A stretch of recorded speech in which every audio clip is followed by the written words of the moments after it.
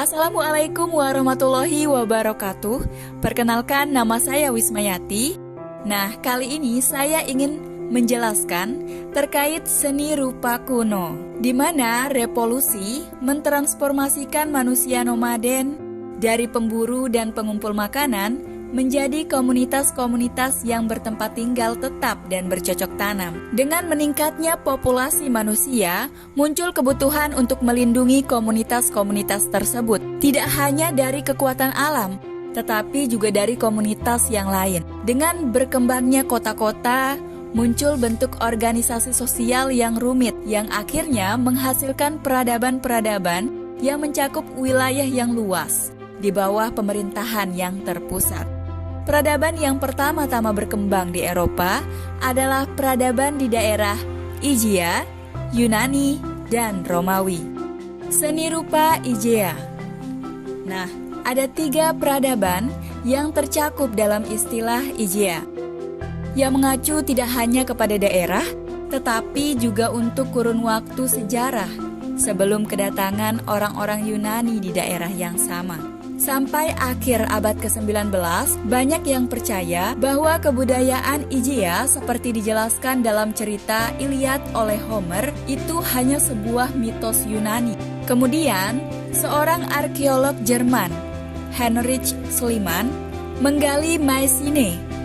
Dan segera setelah itu, Sir Arthur Evans menemukan situs Minoa di Pulau Kreta.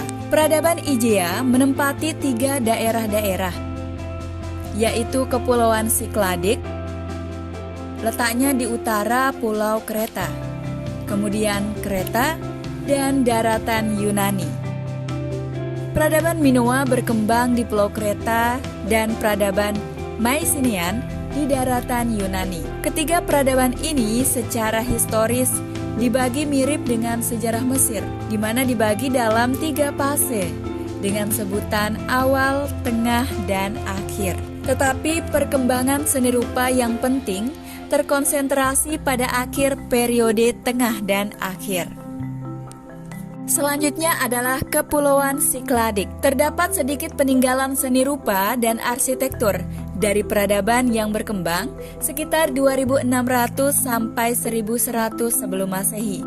Yang paling mengesankan adalah peninggalan patung-patung makam yang terbuat dari marmer, yang mengingatkan Dewi Kesuburan zaman Paleolitik dan Neolitikum. Patung-patung ini sangat bervariasi ukurannya dan mengungkapkan rasa lemah lembut yang berbeda dengan patung-patung prasejarah sebelumnya. Patung-patung ini berbentuk sangat abstrak dan disederhanakan, menekankan bentuk-bentuk geometris di mana wajah patung-patung ini rata dan keseluruhan permukaannya halus. Contohnya adalah patung figur wanita dari Kepulauan Cycladic 2600 sampai 2400 sebelum Masehi.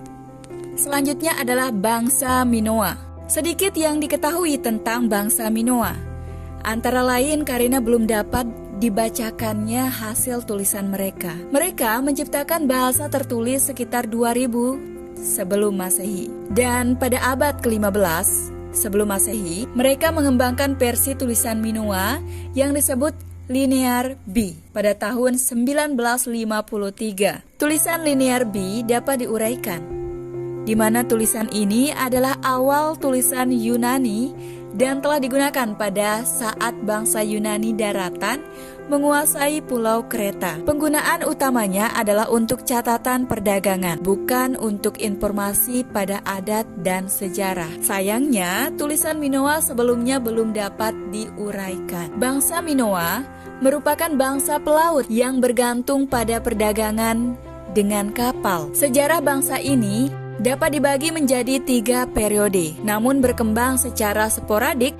dalam siklus masa membangun dan kehancuran. Bangunan istana dimulai pada periode tengah sekitar 2000 sebelum Masehi. Istana-istana tersebut tiba-tiba hancur sekitar tahun 1700 sebelum Masehi, tanpa diketahui penyebabnya. Istana baru dibangun sekitar 100 tahun kemudian, tetapi istana ini juga hancur sekitar 1500 sebelum Masehi. Istana bertingkat 3 di Knossos, kurang lebih 1500 sebelum Masehi. begitu besar dan begitu banyak, memiliki ruang kecil yang menyebar, sehingga diperkirakan menjadi asal-usul labirin dalam legenda Minotaur. Struktur post and lintel istana ini menggunakan konstruksi batu yang didukung oleh tiang-tiang kayu, dicat cerah yang di atasnya diberi kapital besar berbentuk bantalan. Tiang ini melangsing ke bawah, bukan ke atas, seperti yang lazim dibuat di Mesir atau di Yunani. Dinding istana dicat secara dekoratif dan diantaranya menggambarkan adegan makhluk hidup seperti lumba-lumba dan pemuda yang melompat di atas punggung banteng. Selanjutnya adalah kebudayaan Mykenae, di mana bangsa Mykenae berkembang di daratan Yunani sekitar 1600 sampai 1100 sebelum Masehi. Meskipun seni rupa mereka sangat dipengaruhi oleh bangsa Minoa, hasil karyanya menunjukkan ciri-ciri yang berbeda. Hidup di daratan Yunani,